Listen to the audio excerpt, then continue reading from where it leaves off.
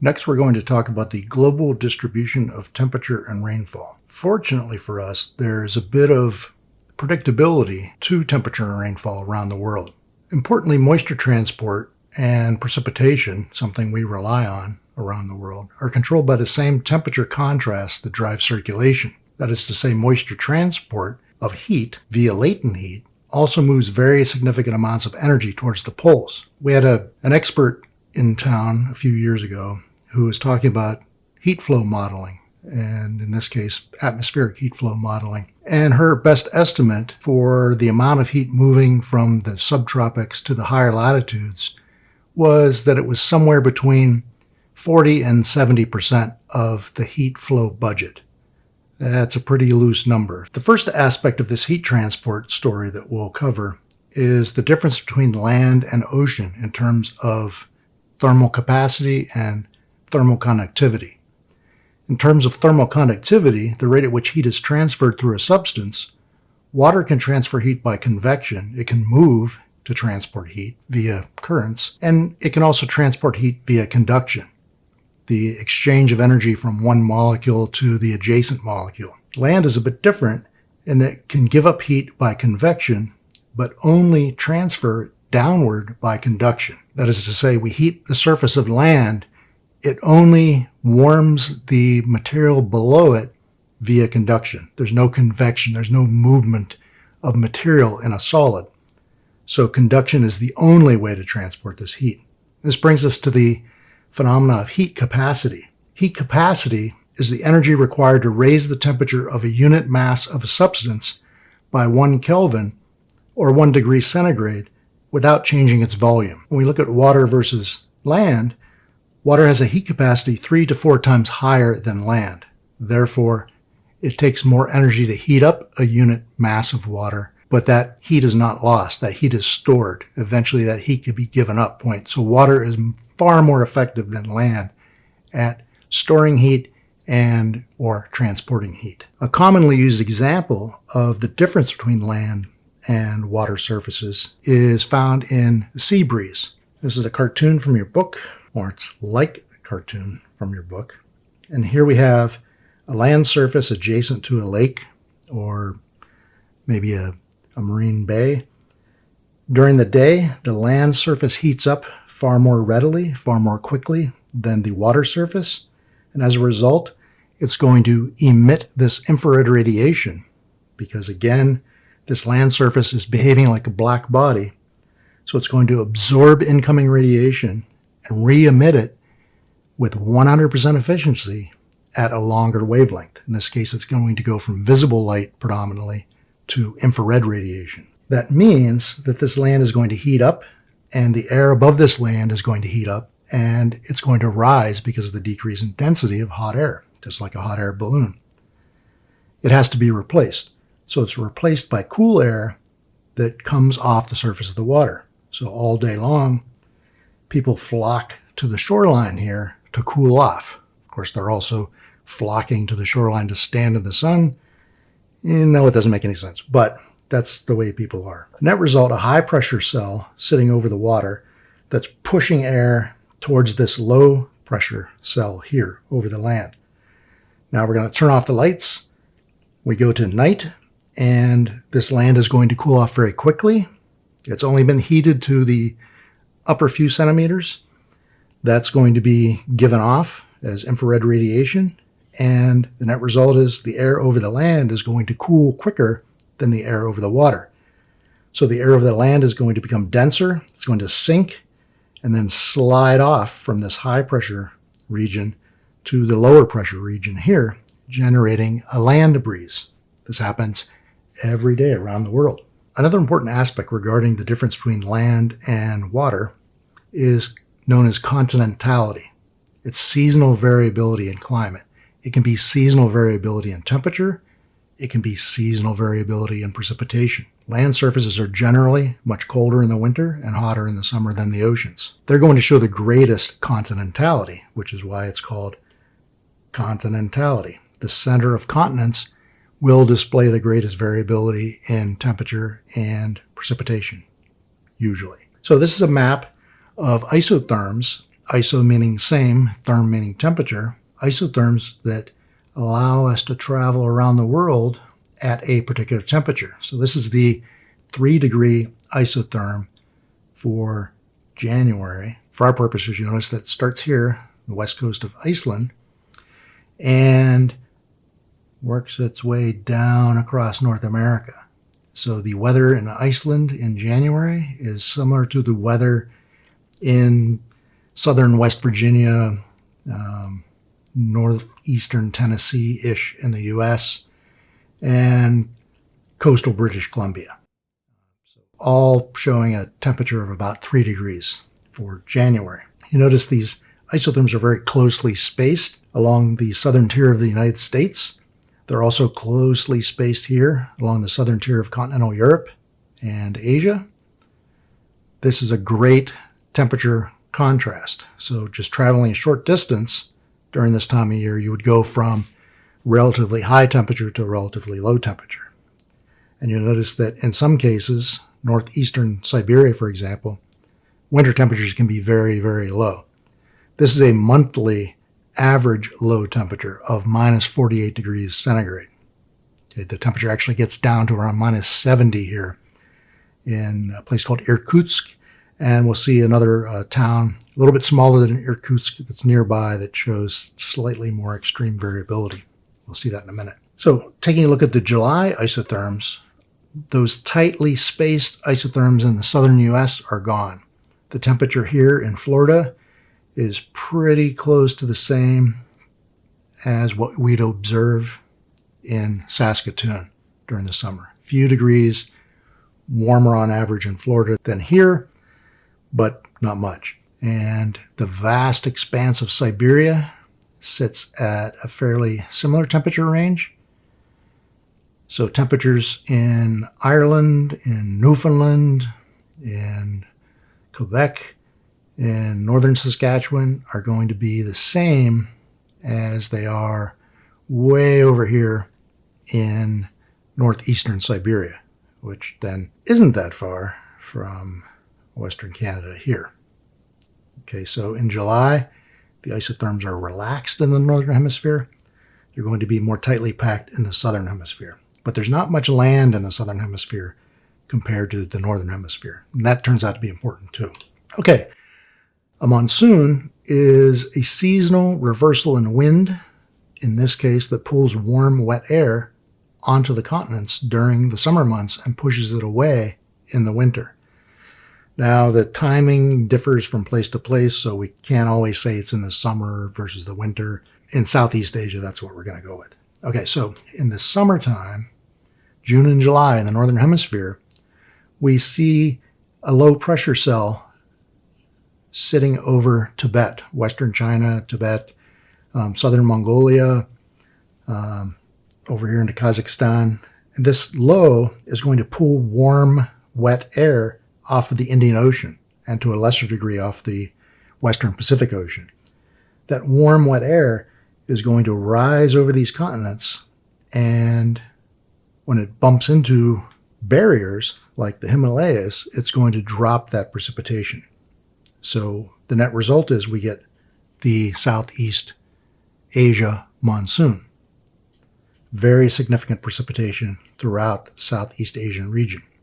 In the wintertime, we flip the switch and we go from low pressure here over the Tibetan Plateau to relatively high pressure. So high pressure cells sitting over this very high plateau, the Tibetan Plateau, about 20,000 foot elevation, 6,200 meters or so altitude.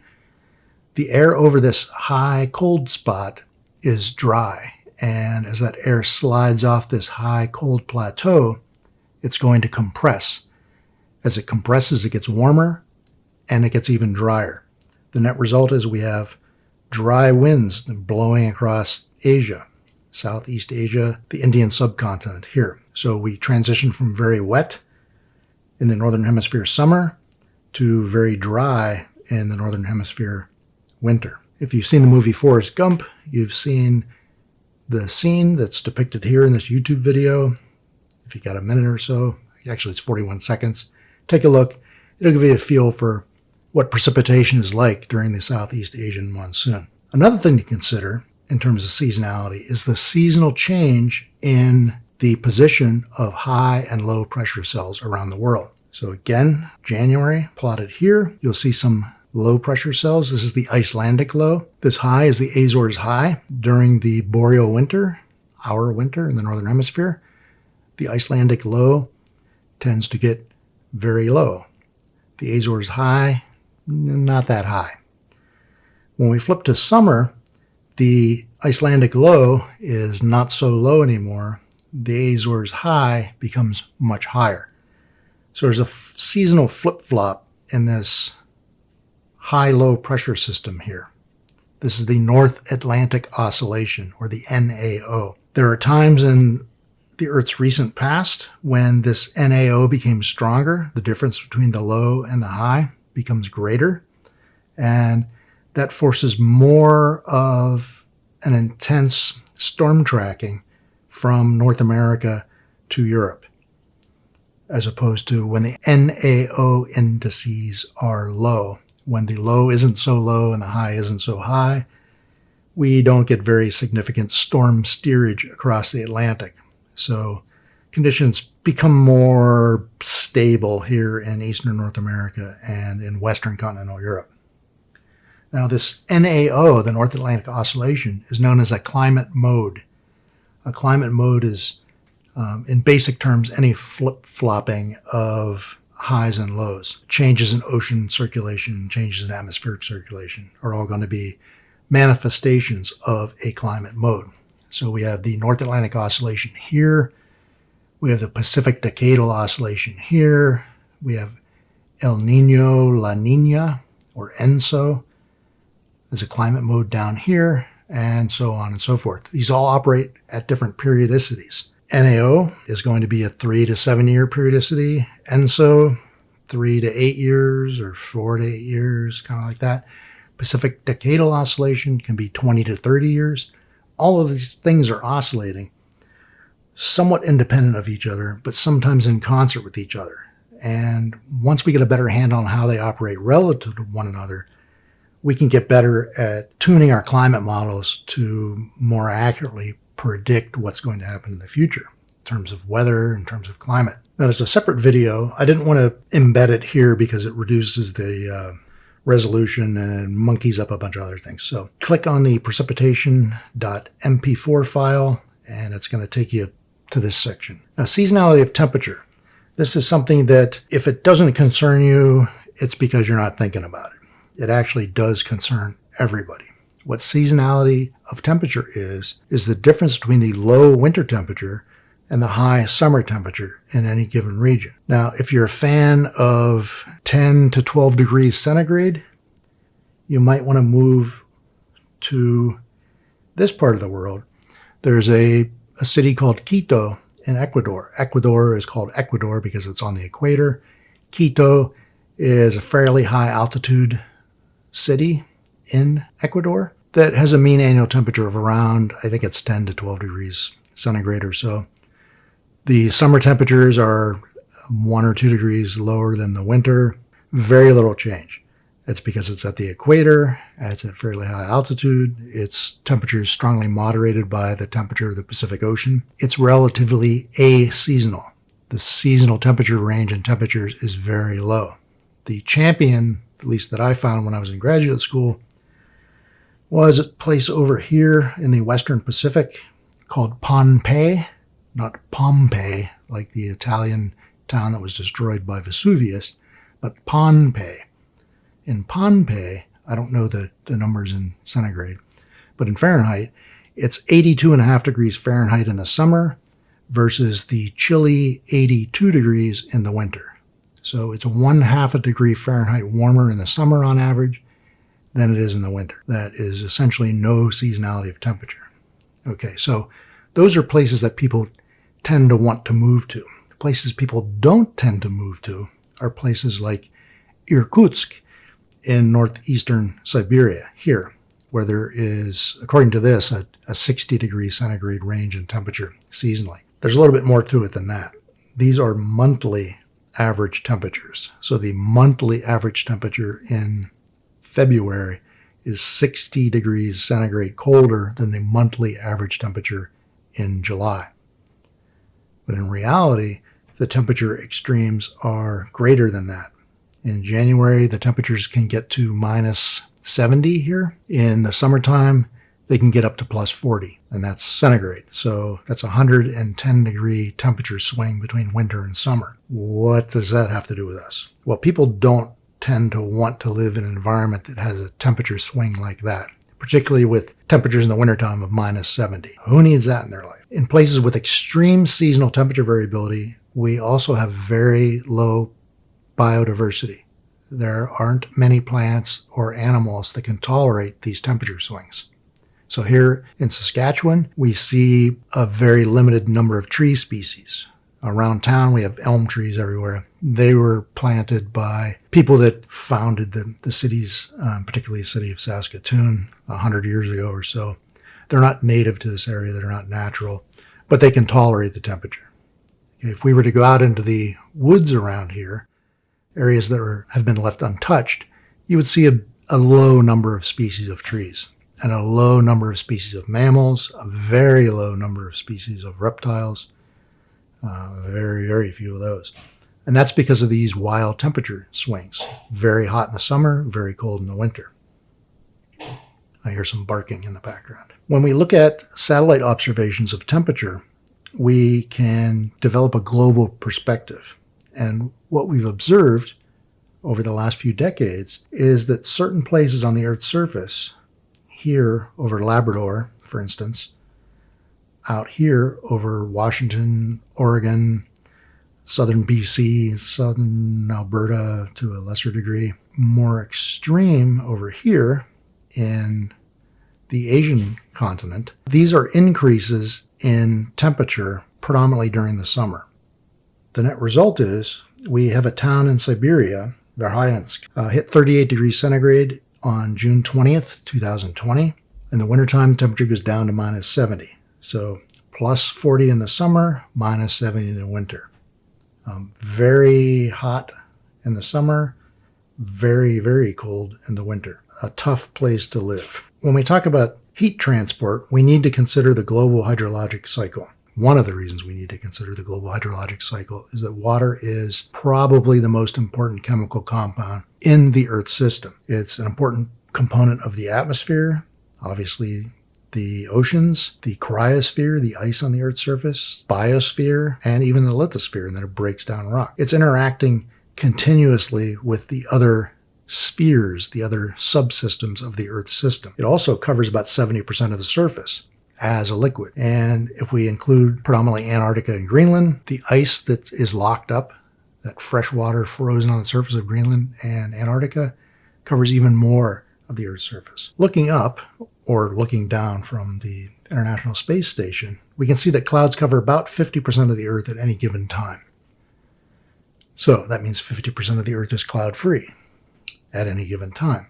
Water vapor in the atmosphere varies from essentially zero at the South Pole, again, very high altitude, in the middle of a very large desert, a polar desert, very little water vapor there. In the tropics, commonly the water vapor gets up to around 4%, but in extreme instances, it can get up to 7% or so of the atmosphere. So that's a very significant amount of gas to be added to the atmosphere. And the net result is in the tropics, the atmosphere expands. It's thicker, as we've seen, at the equator than it is at the poles. This brings us to latent heat of vaporization. This is the energy required to convert liquid water to water vapor at 100 degrees centigrade, generally, when we turn liquid water into steam. This requires 533 calories per gram.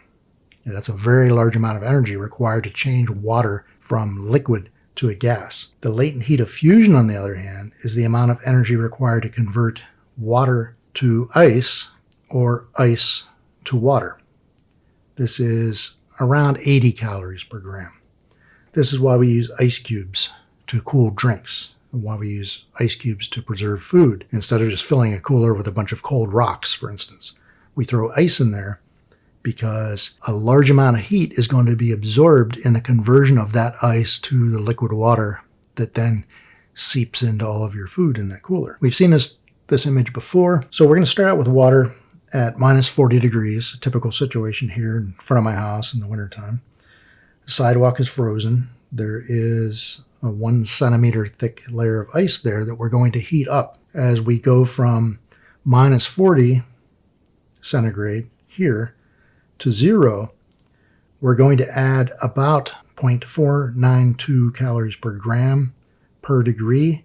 It's going to be added to bring that ice up to the temperature of 0. Then we're going to need the latent heat of fusion to be added. That's going to be 80 calories per gram to change this ice from 0 degree ice to 0 degree water. The temperature hasn't gone up, but we've added heat energy, and that's changing the phase. Can we do better than ice? Yes, we can. If you buy a cooler now, you get those freeze packs. They're usually blue. Those are mostly water. They're non-toxic. They've got some other substances in there which increase the latent heat of fusion of that substance. So you get a little bit of a benefit as opposed to the same size block of ice in your cooler. You get a little bit more of a phase change benefit from this blue stuff that comes in the plastic container. Okay, so now we're in the liquid field of the phase diagram, and we're going to increase the water temperature from 0 to 100. Now this is easy because it takes 1 calorie, exactly 1 calorie, to raise the temperature of 1 gram of pure water 1 degree centigrade. That's either a coincidence or it's a plan, and it's actually a plan. So 1 calorie per gram per degree, going from 0 to 100. Easy calculation. Now we're at 100 degrees centigrade, and we're still adding heat to this water that started out on my sidewalk here at minus 40. But it's going to take a lot more. It's going to take 533 calories per gram to convert this water from 100 degree centigrade water to 100 degree centigrade steam. 533 calories added here to go from liquid to vapor. 100 calories added here to go from 0 to 100. And about, what's 40 times 0.492, I think it's 20 calories or so. So 20 calories to bring it from minus 40 to 0. We're going to throw in 80 calories here, so 100 calories, another 100 calories here to warm it up to 100, and then 533 calories on top of that to get it to steam, and then we continue to add heat, raising that temperature of the steam. So just from going to minus 40 to 100 requires, let's see, 733 calories. Calories versus kcals. So when we talk about the amount of calories in a cheeseburger here, we say there's 510 calories. Those are actually kilocalories. It would be 510,000 calories, these kind of calories. A can of Coke, I guess Coke Classic, is 213,000 calories. Makes it far less appetizing when you put it in terms of real calories instead of kcalories, I guess. So this brings us to, where is this water and what is it doing? 97% of the Earth's water is in the oceans. That's where most of it is. 3% is on land. Of that 3% that's on land, 75% of that is ice. Almost all of that is on the continent of Antarctica and on the gigantic island of Greenland. The rest of the fresh water is groundwater. About 1% of the water on land is found in lakes, rivers, and soil. So 1% of the water on land is going to be readily accessible to us. That's a very small amount of the total budget. About 2/3 of the liquid water on the land surface is in lakes, and about 1/3 is in the soils. Rivers, as a budget item, have very little water in them. So what happens? We'll start out here in the ocean. We're going to add some heat to this water. We're down by the tropics, say. So the sun is beating down on the ocean. The ocean is absorbing 100% of that incoming insolation. It is going to take that heat and convert the liquid water into vapor in this scenario. And that vapor is going to require 533 calories per gram to go from liquid water to that vapor. That 533 calories is not lost. It's not removed. It's merely hidden. It's like a battery. So we're launching a battery into the sky here. As that battery moves inland, we can see it forming clouds. These clouds may result in precipitation. When that precipitation forms, we go from a gas back to a liquid. We give that 533 calorie gift back to the atmosphere. So we've stored the heat here, and we've transported it onto land, and we've dumped it as rain or snow, giving that heat stored here back to the atmosphere over here. This happens laterally as we move from the ocean onto a continental surface. It also moves latitudinally from the equator towards the poles. As that water then works its way back, if it starts out as snow, it's going to require some energy be absorbed to melt that snow. And that water as a liquid is then going to work its way back to the ocean and start the whole process over again. Now you'll see diagrams like this that explain the water budget, the annual water budget to you. They're a little bit obtuse, I would say. What to take out of this? Most of the water is in the ocean, nearly 98%. There's very little water in the atmosphere at any given time in terms of the total water budget, but it's extremely relevant in terms of transportation of water that we need to live, water that the biosphere needs, water that breaks the lithosphere down into minerals and dissolved ions. It's very important for that. It's a bit like your bank account. At any given time, you probably have a little bit of money in your account. Throughout a year, you go through a lot of money. You get paid, you move it around from one account to another, you pay your bills, but the amount that you actually have in your hand at any given time is relatively low. The same goes with the atmosphere. The amount in the atmosphere at any given time, relatively low, but the total flow from ocean to lake to river to atmosphere, evaporation, precipitation, all these things involve large amounts of water. Okay, when we look at mean annual precipitation for Western Canada, in this case, are looking at a 30-year record. That's the standard in meteorology and climatology, what happens in a place over 30 years. Everything meteorological that happens at a location over 30 years is climate. It's not weather, it's climate. It's everything. How windy was it on any given day? How snowy, cloudy, wet, dry, humid, every minute of every day for 30 years, that's climate. Okay, so when we look at Western Canada here, start out with BC along the coast.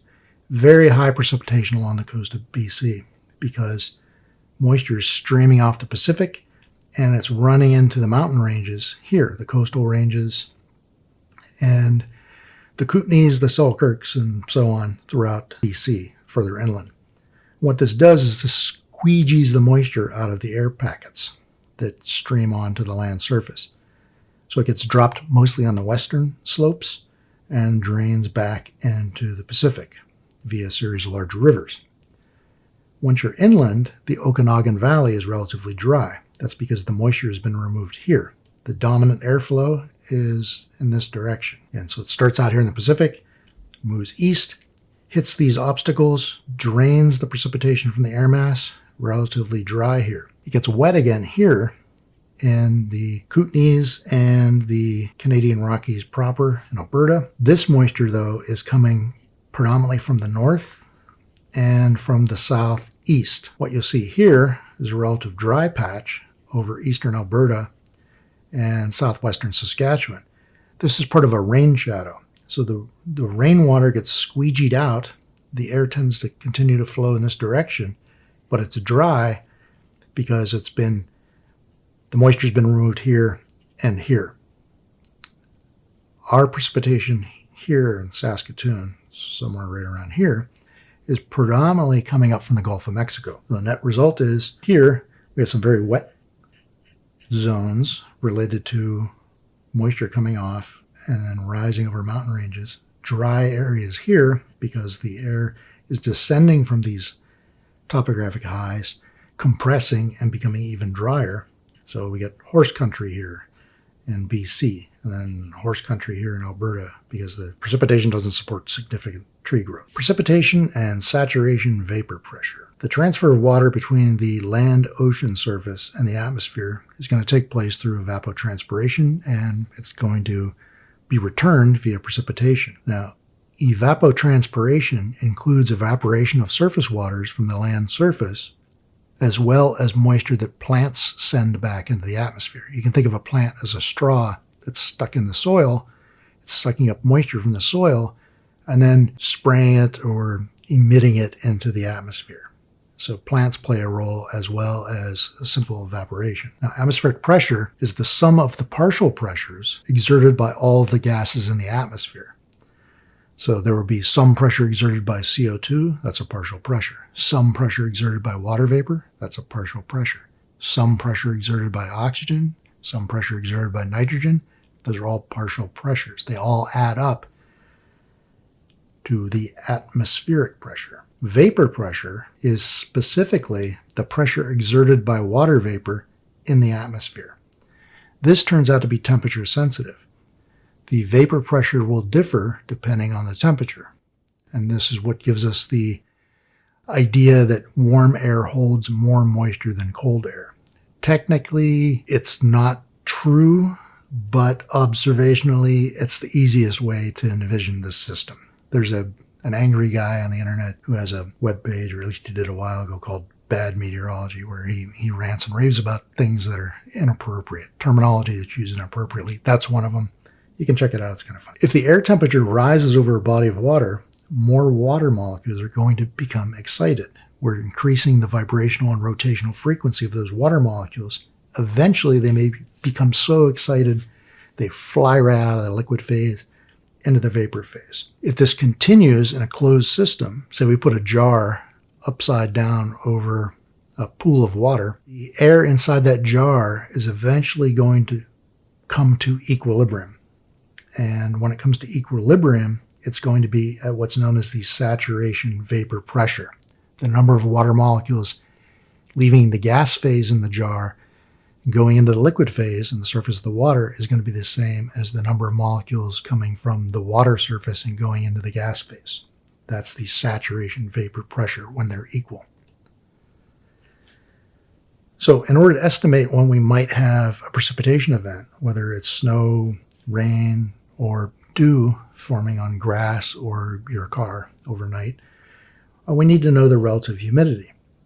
And an example I talk about in class, where I can use my arms to wildly explain the situation, occurred when we were camping in the Beartooth Mountains. I had, I think, 65 undergraduate students on this trip. And there was a group always every day that's responsible for making dinner.